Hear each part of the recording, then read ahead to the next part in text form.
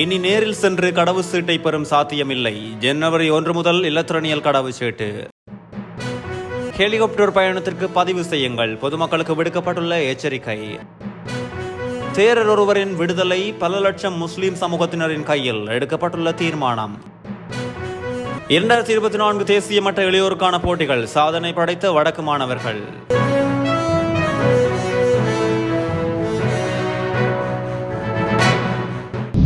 இலங்கையர்களுக்கான புதிய திறமையான மற்றும் பாதுகாப்பான பாஸ்போர்ட் எதிர்வரும் 2025 ஆண்டு ஜனவரி 1 முதல் அறிமுகப்படுத்தப்படுவதாக குடிவரவு மற்றும் குடியகல்வு திணைக்களம் இன்று அறிவித்துள்ளது.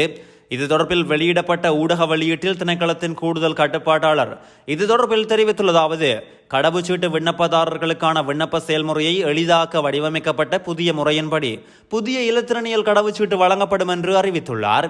அதன்படி இலங்கை கடவுச்சீட்டுகளுக்கு விண்ணப்பிக்கும் போது மேற்படி www.immigration.gov.lk இல் முன்பதிவு இணைப்புகளை பெற்றுக் கொள்ளலாம் எனவும் தெரிவிக்கப்பட்டுள்ளது. இது தொடர்பில் எதிர்வரும் ஜூலை 16 முதல் நடைமுறைக்கு வரும் எனவும் சுட்டிக்காட்டப்பட்டுள்ளது. ஜூலை மாதம் பதிவு செய்த விண்ணப்பதாரர்களுக்கு இந்த முறை எதிர்வரும் வெள்ளிக்கிழமை முதல் நடைமுறைக்கு வரும் எனவும் தெரிவிக்கப்பட்டுள்ளது. எனவே தற்போது நடைமுறையில் இருக்கும் முறை நாளை வரை அமுலில் இருக்கும் எனவும் அறிவுறுத்தப்பட்டுள்ளது. முன்பதிவுக்கு பிறகு கடவுச்சீட்டை பெறுவதற்கான வாய்ப்புகள் முன்னுரிமை அடிப்படையில் பெறப்படும். குறைந்த விலையில் ஹெலிகாப்டர் பயணத்திற்கு பதிவு செய்யுமாறு சமூக ஊடகங்களில் பரவும் செய்திகள் தொடர்பில் மிகவும் அவதானமாக செயற்படுமாறு இலங்கை மத்திய வங்கியின் கொடுப்பனவுகள் மற்றும் தீர்வுகள் திணைக்களத்தின் பணிப்பாளர் வசந்த அல்விஸ் தெரிவித்துள்ளார். இவ்வாறான செய்திகளின் ஊடாக தங்களது தனிப்பட்ட தகவல்களை மோசடியான முறையில் திருடும் செயற்பாடுகள் இடம்பெற்று வருவதாகவும் அவர் சுட்டிக்காட்டியுள்ளார். நேற்று காலை நிகழ்ச்சி ஒன்றில் கலந்து கொண்டு கருத்து தெரிவிக்கும் போது அவர் இந்த விடயத்தை தெரிவித்துள்ளார்.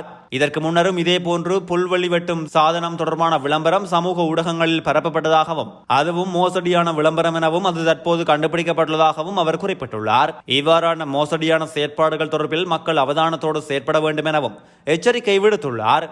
மேலும் முகப்புத்தகம், வாட்ஸ்அப் போன்ற சமூக ஊடகங்களில் இவ்வாறான விளம்பரங்கள் அதிகளவில் பரவி வருவதோடு தற்போது பரவும் ஹெலிகாப்டர் பயணம் குறித்து அவதானமாக செயற்படுமாறும் மக்களுக்கு அவர் அறிவுறுத்தியுள்ளார்.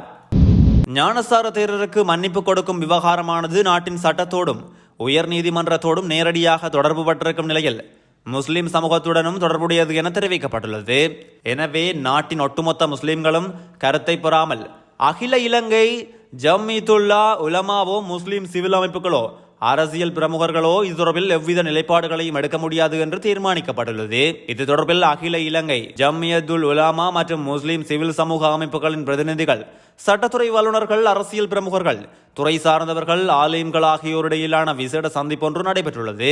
இந்த சந்திப்பு தெகிவளை பெரிய ஜும்மா பள்ளிவாசலில் அதன் நிர்வாகத்தினரின் பங்களிப்போடு நடைபெற்றது. பொதுவாக சமூகம் சார் விடயங்களில் அகில இலங்கை ஜம்மைதுல் உலாமாவானது 2 மாதங்களுக்கு ஒரு முறை அல்லது தேவை ஏற்படும் பட்சத்தில் இவ்வாறு சிவில் சமூக அமைப்புகள் மற்றும் துறை சார்ந்தவர்களை அழைத்து கலந்தாலோசிக்கும் வழக்கத்தின் அடிப்படையிலேயே இந்த சந்திப்பும் இடம்பெற்றுள்ளது. 2024 ஆண்டு தேசிய மட்ட இளையோருக்கான போட்டிகள் கடந்த 13ஆம் திகதி முதல் 16ஆம் திகதி வரை மஹிந்த ராஜபக்ச விளையாட்டு அரங்கில் வெகு விமர்சையாக இடம்பெற்றிருந்தது.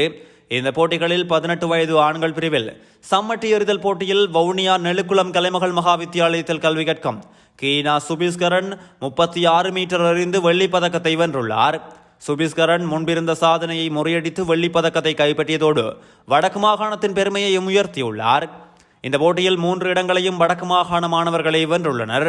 இவை வன்னி மாணவர்களின் திறமை மற்றும் கடின உழைப்பின் சான்றாகும். இந்த வெற்றிக்கு முக்கிய காரணமாக பயிற்சியாளர் ஜெனோஜன் அவரது மூலமான சிறப்பான பயிற்சியின் மூலம் சுபிஸ்கரன் இந்த அரிய சாதனையை அடைந்துள்ளமை குறிப்பிடத்தக்கது. கனேடிய தமிழர் பேரவையுடனான அனைத்து தொடர்புகளையும் நிறுத்துமாறு கனேடிய தமிழர் கூட்டு கோரிக்கை விடுத்துள்ளது. அறிக்கை ஒன்றை வெளியிட்டு இந்த கோரிக்கையை விடுத்துள்ளது. மேலும் தெரிவிக்கப்பட்டுள்ளதாவது: ஈழம் முதல் கனடாவின் அனைத்து பகுதிகளிலும் வாழும் தமிழர்கள் கனேடிய தமிழர் பேரவையில் நம்பிக்கை இழந்துவிட்டனர். பொறுப்புக்கூறல், ஜனநாயகம், வெளிப்படைத்தன்மை, சட்ட நியமங்களின் அடிப்படையிலான நிர்வாகம் ஆகிய அடிப்படை கோட்பாடுகளுடன் கனேடிய தமிழர்களை பிரதிநிதித்துவப்படுத்துவதில் கனேடிய தமிழர் பேரவை தொடர்ந்து தோல்வியடைந்திருப்பதை கனேடிய தமிழர் கூட்டு வெளிப்படையாக கண்டிக்கின்றது.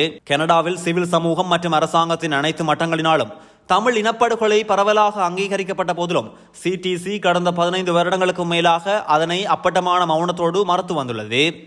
தமிழ் சமூகம் கூட்டு ஆகியவற்றின் தொடர் அழுத்தத்தின் பின்னர் சிடிசி அண்மையில் வெளியிட்ட அறிக்கை ஒன்றில் தமிழ் இனப்படுகொலையை ஒற்றை வரியில் ஏற்றுக்கொண்ட போதிலும் அது போதுமானதாக இல்லை. இது ஈழத் தமிழர்களின் கோட்பாடுகளுக்கான நேர்மையான வாதத்தையோ அல்லது நீண்டகால அர்ப்பணிப்புக்கான உத்தரவாதத்தையோ வழங்கவில்லை. மேலும் இமயமலை பிரகடனத்தில் சிடிசியின் அவமானகரமான ஈடுபாடு நீதியை பெறுவதில் சர்வதேச ரீதியான பரப்புரை முயற்சிகளின் முன்னேற்றத்தை நாசம் செய்துள்ளதும் குறிப்பிடத்தக்கது.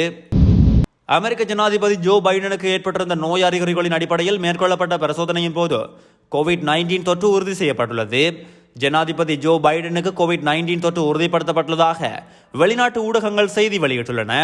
இதன் காரணமாக இன்று நடைபெறவிருந்த அரசியல் பிரச்சார கூட்டத்தையும் அவர் ரத்து செய்துள்ளதாக தெரிவிக்கப்பட்டுள்ளது. முன்னதாக ஜோ பைடனுக்கு 2 முறை கோவிட் தொற்று உறுதி செய்யப்பட்ட நிலையில் பின்னர் அவர் குணமடைந்தார். தற்போது 81 வயதான அமெரிக்க ஜனாதிபதி ஜோ பைடனுக்கு 3வது முறையாக கோவிட் தொற்று உறுதி செய்யப்பட்டுள்ளமை குறிப்பிடத்தக்கது.